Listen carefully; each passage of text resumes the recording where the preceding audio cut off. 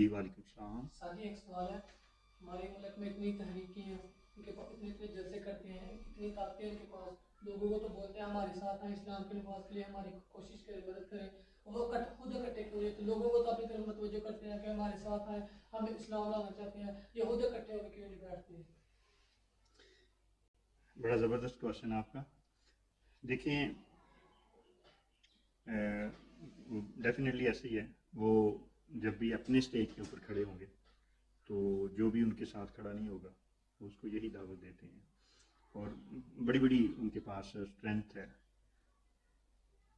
آپ جماعت اسلامی کو لے لیں, ٹھیک ہے, جماعت الدعوہ ہے, آگے اہل سنت ہیں جو ان کے اندر تحریک لبیک ہے, اور سنی کانفرنس, اور اس طرح سنی اتحاد کونسل, اور اس طرح کے بے شمار نام ہیں, ٹھیک ہے. اور یہ سوال اگر آپ لوگوں کے ذہنوں کے اندر پیدا ہوتا ہے تو یہ لوگ بھی بہت علم رکھنے والے لوگ ہیں, نالج رکھنے والے لوگ ہیں, ان کے ذہنوں کے اندر بھی پیدا ہوتا ہے. جب ایک عرصہ دراز سے یہ اتحاد کی ایک کوشش کے اندر لگے ہوئے ہیں اور ان کو کوئی خاطرہ کامیابی نہیں ملتی ہے, تو کوشچن ان کے ذہن میں بھی آتا ہوگا کہ یہ اکٹھے کیوں نہیں ہوتے ہیں. دیکھیں بات اخلاص کی اور بات اپنے مشن کے ساتھ مخلص ہونے کی ہوتی ہے. آپ جب اسلام کا نام لیتے ہیں نا, تو اس کے لیے اس کائنات کے اندر جو سب سے بڑا آپ کے سامنے رول ماڈل ذات ہے وہ نبی کریم صلی اللہ علیہ وآلہ وسلم کی ذات ہے, ٹھیک ہے. آپ کو دیکھیں کہ جب آپ صلی اللہ علیہ وسلم مدینہ طیبہ کے اندر آئے تو مدینہ طیبہ کے اندر جو سب سے پہلا معاہدہ ہوا تھا, جسے میثاق مدینہ کہا جاتا ہے, وہ کن کے ساتھ ہوا تھا؟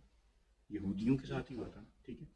تو آپ صلی اللہ علیہ وسلم نے ان یہودیوں کے ساتھ ایک معاہدہ کیا امن و امان کو قائم رکھنے کے لیے, اور بیسیکلی وہ امن و امان کس لیے تھا؟ اسلام کی دعوت کو پاور دینے کے لیے تھا. اگر اس وقت وہ معاہدہ نہ ہوتا اور نبی اسلام آتے ساتھ اعلان کرتے یہ یہودی ہیں, ٹھیک ہے, ہماری سب سے پہلے تو ان کے ساتھ جنگ ہے, مکہ والوں کے ساتھ تو ادھر ہے نا, وہ آئیں گے تو پھر ہم لڑیں گے, پہلے ان کے ساتھ لڑائی ہو. اب کیا ہونا تھا, انہوں نے فوراً مکہ والوں کے ساتھ ملنا تھا اور ان کے ساتھ مل کے مدینہ سے مسلمانوں کو نکالنے کی کوشش کرتے, ٹھیک ہے. اسلام کو, نبی پاک صلی اللہ علیہ وسلم کو تائید جو نصرت تھی وہ اللہ تعالیٰ کی طرف سے تائید حاصل تھی, ٹھیک ہے, سارا کچھ. لیکن آپ صلی اللہ علیہ وسلم نے جو انتظامی امور کے حوالے سے جو ہمارے لیے ماڈل چھوڑا ہے وہ یہ ہے کہ اسلام کا نام اب جب نافذ کرنے لگو نا, پھر اگر آپ کو آپ کے سب سے بڑے دشمن سے بھی اتحاد کرنا پڑے تو کریے. لیکن بدقسمتی کے ساتھ جن لوگوں کا ذکر آپ کر رہے ہیں, ٹھیک ہے, وہ پوری شد و مت کے ساتھ اسلام کا نام لیں گے, سب کچھ کریں گے, لیکن اگر اسلام کے لیے ان کو اپنی انا مارنی پڑے, اپنی میں مارنی پڑے, تو وہ کبھی بھی اس پہ سمجھوتا نہیں کریں گے, ٹھیک ہے.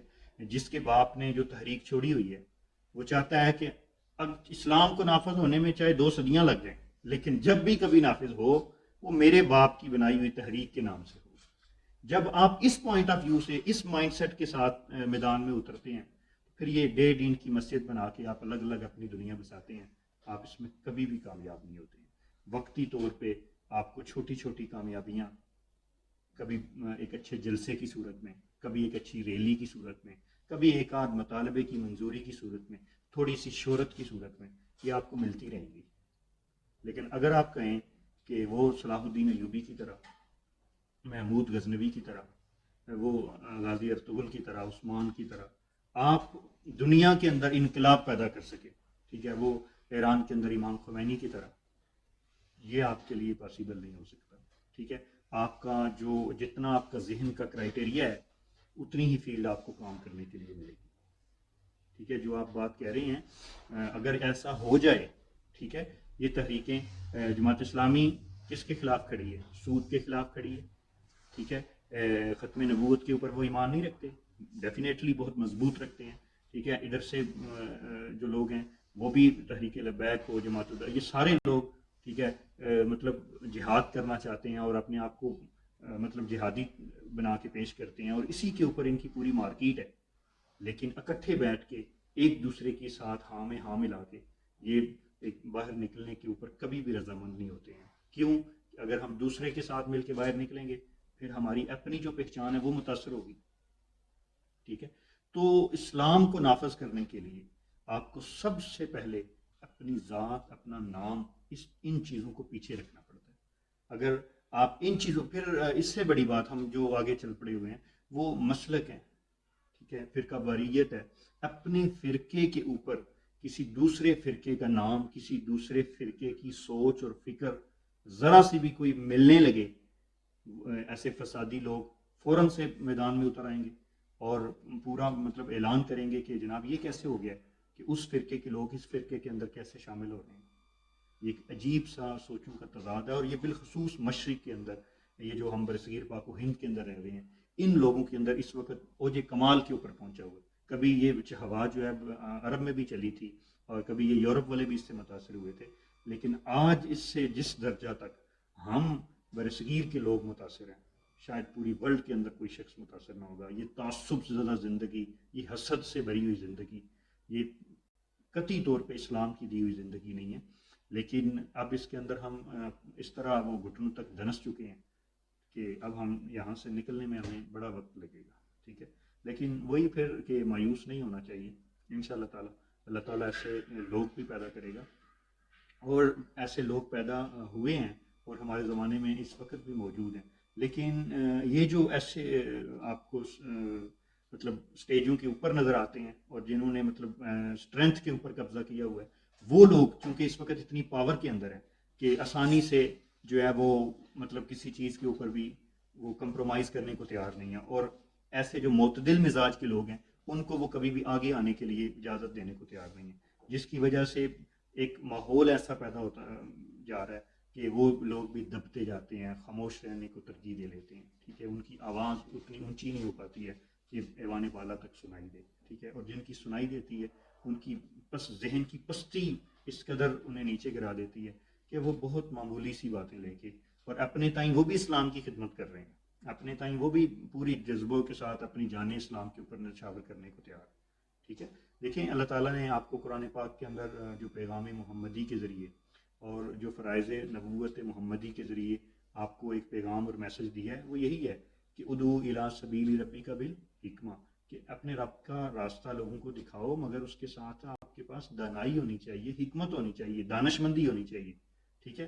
یہ تو نہیں ہے کہ آئے دن آپ لوگوں کو مرواتے رہیں اور پے در پہ لوگوں کو مرواتے رہیں اور رزلٹ کیا ہے؟ کچھ بھی نہیں ہے. ٹھیک ہے. پیچھے یہ تحریکیں آج جو اٹھی ہیں اس سے پیچھے بھی 70 سالوں سے تحریکیں اٹھتی رہی ہیں اور سارا کچھ ہوتا رہا ہے، لیکن کیا ہوتا رہا؟ اس کا رزلٹ کیا ہے؟ کچھ بھی نہیں ہے. ٹھیک ہے. سوائے ان کی اپنی مارکیٹ ویلیو چلتی رہتی ہے، پھر وہی مارکیٹ ویلیو آگے ان کی نسل کے اندر منتقل ہو جاتی ہے، پھر وہ 4 دن کھاتے ہیں، پھر اگلی نسل کے اندر منتقل ہو جاتا ہے. ٹھیک ہے. اور اسی کو وہ دین کی خدمت سمجھتے ہیں.